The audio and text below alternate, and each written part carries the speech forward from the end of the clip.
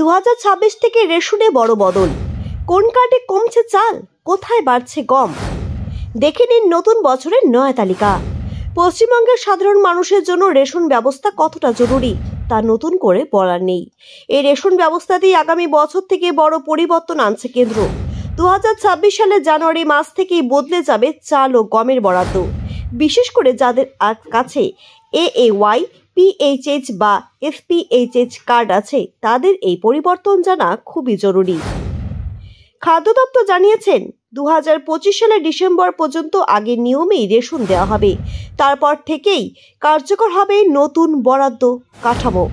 যদিও বদল আসছে চাল ও গমের পরিমাণে, তবুও সকল কার্ডধারীকেই রেশন সম্পূর্ণ বিনামূল্যে দেওয়ার নিয়ম অপরিবর্তিত থাকছে।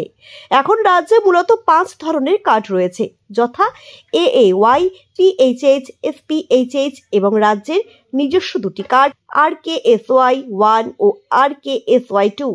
কোন কার্ডে কি পরিবর্তন আসছে দেখে নেওয়া যাক। AAY কার্ডে নতুন নিয়ম। সবচেয়ে দরিদ্র পরিবারের জন্য থাকা এই রেশন কার্ডে দেওয়া হয় পরিবার পিছু।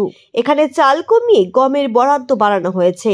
চাল আগে 19 কেজি, জানুয়ারি থেকে হবে 15 কেজি। গম আগে 14 কেজি, এখন বাড়িয়ে 20 কেজি।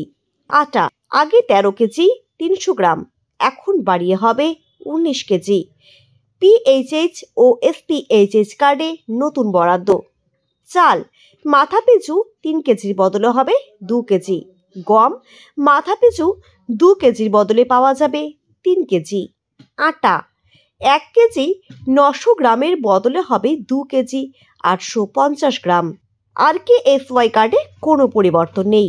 রাজ্যের নিজস্ব স্কিমের কার্ডধারীদের জন্য রয়েছে স্বস্তির খবর। এই 2 কার্ডের বরাদ্দে কোনো রদবদল হয়নি।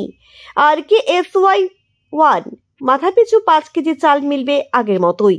RKSY 2 মাথাপিছু 2 কেজি চাল একইভাবে মিলবে। উল্লেখ্য, RKSY কার্ডে গম বা আটা দেওয়া হয় না, শুধু চালই পাওয়া যায়। কেন্দ্রীয় কার্ডগুলিতে মোটামুটি একটি বড় পরিবর্তন চোখে পড়ছে। চালের বরাদ্দ কমিয়ে গমের পরিমাণ বাড়ানো হচ্ছে, অর্থাৎ ভাতের বদলে রুটির ওপর বেশি জোর দিচ্ছে কেন্দ্র। নতুন বছরে এই তালিকা অনুযায়ী রেশন দেবে কেন্দ্রীয় সরকার।